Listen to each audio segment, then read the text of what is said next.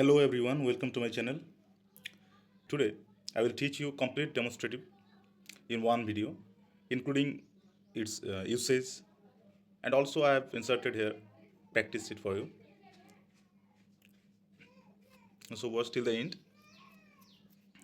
এবং বুঝো ব্যাপারটা ভালো করে। তো দেখো, what are demonstrative? Demonstrative pronouns are words used to point to specific things. They indicate whether something is near or far. আমরা এটা বুঝতে পারি যে কোনো জিনিসটা আমাদের যে স্পিকার তার কাছে আছে নাকি দূরে আছে, এই জিনিসটা বোঝানোর জন্য আমরা ডেমনস্ট্রেটিভ প্রোনাউন ইউজ করি। They indicate whether something is near or far in relation to the speaker, যে কথাটা বলছে তার সামনে আছে নাকি দূরে আছে, both in terms of physical distance and time. সেটা টাইম হোক বা ফিজিক্যাল ডিস্টেন্স হোক। ফিজিক্যাল ডিস্টেন্স মানে কি, যেমন ধরো তোমার থেকে কোনো কিছুটা দূরে আছে, কোনো গাছ দূরে আছে, কোনো একটা পশু পাখি দূরে আছে, বই দূরে আছে, সেটা। আর টাইম বলতে কি, যদি কোনো পাস্ট টাইম বোঝায় সেক্ষেত্রে সেই টাইমটা আমরা দূরের টাইম, বা সেটাকে আমরা ধরতে পারি, মানে দ্যাট ইউজ করতে পারি, পুরনো সময়, অনেক আগের সময়, তো এটা আমরা দূর হিসাবে ধরতে পারি। আর যেটা প্রেজেন্টে চলছে সেটা সামনে, এরকম ধরতে পারি। তো that is physical distance and time. বোঝা গেছে? এরপর চলো। তো ডেমনস্ট্রেটিভ প্রোনাউন মূলত চার রকমের হয়। একটা হচ্ছে দিস, দ্যাট, দিজ এবং দোজ।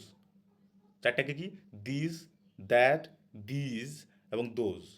দিস হচ্ছে সিঙ্গুলার, এরকম দ্যাটও সিঙ্গুলার। কিন্তু দিস ইউজ হয় সামনের জিনিস বোঝানোর ক্ষেত্রে এবং দ্যাট ইউজ হয় দূরের ক্ষেত্রে বোঝানোর ক্ষেত্রে। মনে রাখবে, যদি সামনের একটা জিনিস হয় তাহলে আমরা দিস ইউজ করি, যদি দূরের একটা জিনিসকে বোঝায় বা সিঙ্গুলার জিনিসকে বোঝায় তাহলে আমরা দ্যাট ইউজ করি। যেমন this book, this is my favourite book, this is my favourite বুক, এই বইটা আমার খুব ফেভারিট। এটা আমার, দেখো সামনে আছে বইটা, তার জন্য আমরা দিসের পরে ইউজ করেছি, যেটা হচ্ছে কিন্তু আমাদের সিঙ্গুলার। তো দিস হয় সিঙ্গুলারের ক্ষেত্রে, এবং দ্যাটও দূরের জিনিসকে বোঝায় কিন্তু সিঙ্গুলার। যেমন that looks like a Sturm cloud, এখানে লুকসে দেখো এস যোগ হয়েছে, মানে এটা সিঙ্গুলার, এবং দ্যাট মানে দূরের, ক্লাউড আমাদের দূরে থাকে। হ্যাঁ, তো দিস সামনের যদি একটা জিনিসকে বোঝানো হয় তাহলে দিস বসে, এবং দূরের যদি একটা জিনিসকে বোঝানো হয় তাহলে দ্যাট বসে। এরপর দিস হচ্ছে প্লুরাল, এবং দোজও একই রকম প্লুরাল। দিস কোথায় হয়? দিস সামনে হয়, কিন্তু সামনে যদি একের বেশি হয়, যেমন these are the shoes I bought, এই হচ্ছে আমার জুতোগুলো যেগুলো আমি কিনেছিলাম। তো এই হচ্ছে আমার জুতো, অনেকগুলো জুতো আছে এবং সামনে, তার জন্য এখানে আর বসছে, দেখো এখানে কিন্তু ইজ ছিল, এখানে আর। তো সামনের যদি একের বেশি জিনিস বোঝানো হয় তাহলে আমরা দিজ ইউজ করবো, এবং দূরের যদি একের বেশি জিনিস বোঝানো হয়, দূরে, ফার মানে হচ্ছে কি দূরে, যদি দূরে একের বেশি জিনিস বোঝানো হয় তাহলে কিন্তু আমরা দোজ ইউজ করবো। যেমন দোজ বিলং টু মাই নেবার, এগুলো আমার নেবারের, দোজ ওইগুলো হয়। হ্যাঁ, তাহলে দোষ দূরের জিনিসকে বোঝানোর ক্ষেত্রে কিন্তু আমরা ইউজ করি। তাহলে সামনের যদি একটা জিনিস বোঝায় তাহলে দিস, সামনের যদি একটা জিনিস বোঝানো হয় তাহলে দিস, দূরের যদি একটা জিনিস বোঝানো হয় তাহলে দ্যাট, যদি সামনের অনেকগুলো বোঝায় একের বেশি তাহলে হবে দিস, যদি দূরের অনেকগুলো বোঝায় তাহলে হবে দোজ। বোঝা গেছে? নেক্সট, এরপর ইউসেজ দেখো, আমরা এদের ইউসেজ কোন কোন জায়গায় কীভাবে হয়। দেখো, এক নম্বর, আমরা কোনো জিনিস রিপ্লেসমেন্টের ক্ষেত্রে আমরা ইউজ করি। কেমন?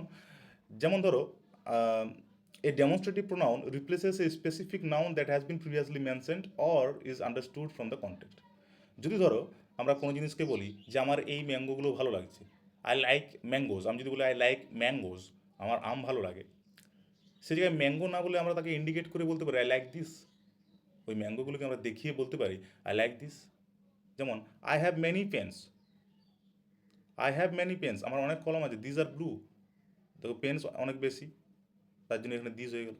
তো দিস আর ব্লু, এবং সেই কলমগুলো কেমন? ব্লু কালারের। তো আমরা এখানে পেন্স না লিখে, দুটো এরকম বাক্য না লিখে আমরা এটাকে রিপ্লেস করে একটা বাক্য করতে পারি, দিস পেন্স আর ব্লু, এই কলমগুলো হয় ব্লু, এরকম কিন্তু আমরা লিখতে পারি। এটা হচ্ছে আমাদের রিপ্লেসমেন্ট। চলো, এক নম্বর নিয়ম। এবার দু নম্বর নিয়ম দেখি কী হয়। তো দেখো, প্রোনাউন ভার্সেস অ্যাডজেক্টিভ। প্রোনাউন কোনটা না, আমরা যেটা বললাম, আমি আম ভালোবাসি, আম না বলে তুমি সেখানে দিস ইউজ করতে পারো আমের পরিবর্তে, মানে নাউনের পরিবর্তে তুমি দিস ইউজ করতে পারো। যেন, যেমন আই লাইক দিস, এটা হলো এক। দুই হচ্ছে অ্যাডজেক্টিভ কীভাবে হয়, এটা হচ্ছে প্রোনাউন। অ্যাডজেক্টিভ কীভাবে হয়, যেমন তুমি যদি বলো আই লাইক কার্স, আমার গাড়ি ভালো লাগে, তো তুমি সেটা না করে কোনো একটা ডেডিকেট একটা গাড়িকে বলতে পারো, যেমন আই লাইক দিস কার, এই গাড়িকে। তো তুমি কোনো একটা গাড়িকে বলছো নির্দিষ্ট করে, তখন সেটা কিন্তু অ্যাডজেক্টিভের কাজ করছে। তো এই হচ্ছে আমাদের ডেমনস্ট্রেটিভ অ্যাডজেক্টিভ, আর এটা হচ্ছে আমাদের ডেমনস্ট্রেটিভ প্রোনাউন। এরপর চলো ফিজিক্যাল আর অ্যাবস্ট্রাক্ট ডিস্টেন্স, যেটা প্রথমেই বললাম, আর একটু ভালো করে বোঝা যাক।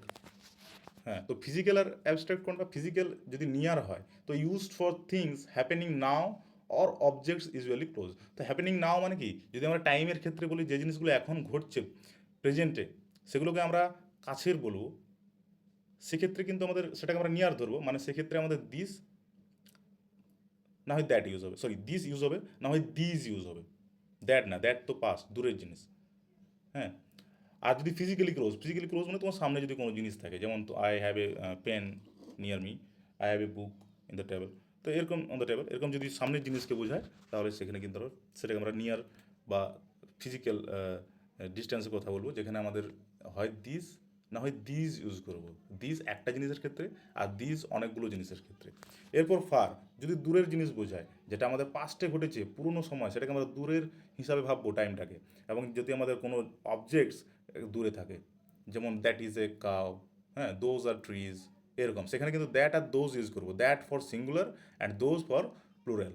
বোঝা গেছে? তো এই ছিল তোমাদের ডেমনস্ট্রেটিভ। এরপর চলো আমি কয়েকটা তোমাদের কোশ্চেন দিই, তোমরা এগুলোর অ্যান্সার করে আমাকে কমেন্টে লিখে জানাবে। দেখো, হ্যাঁ, এখানে ছবিটা ভালো করে দেখো। এই মেয়েটার সামনে কিছু জিনিস আছে, আবার দূরে কিছু জিনিস আছে। তো সামনে যেগুলোকে আমরা নিয়ার বলবো, এবং দূরে যেটা ফার। তো এক্সাম্পল যদি আমরা দেখি, দেখো এক্সাম্পল কি হয়। তো এই ছবিগুলো দেখে এই ড্যাশটা ফিল করো, যে can you write what the girl is saying by filling in the blanks.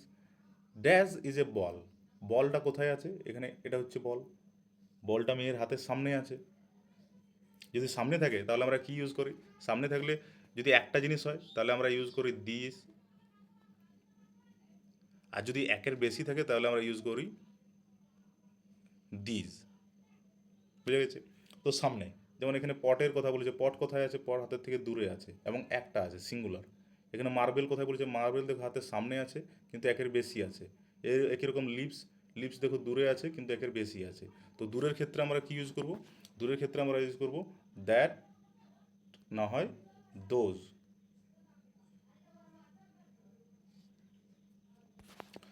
বুঝা গেছে? তো এইগুলো করে কমেন্টে অ্যান্সার জানাবে, 1 2 করে নাম্বার দিয়ে।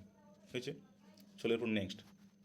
তাই দিস, দ্যাট, দিস এবং দোজ এগুলো হচ্ছে আমাদের ডেমনস্ট্রেটিভ। তো demonstrative pronouns point two specific people or think. বুঝা গেছে? এই যেমন example, this is my favourite sports channel.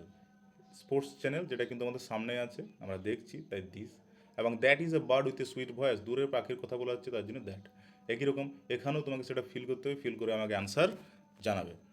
দেখে নাও, স্ক্রিনশট নিয়ে নাও, দরকার হলে আনসার করে জানাবে। আর যদি না পারো তো কমেন্টে লিখে জানাবে, নেক্সট দিন আমি এদের অ্যান্সার নিয়ে ভিডিও বলবো। তো এই ছিল আজকের ভিডিও।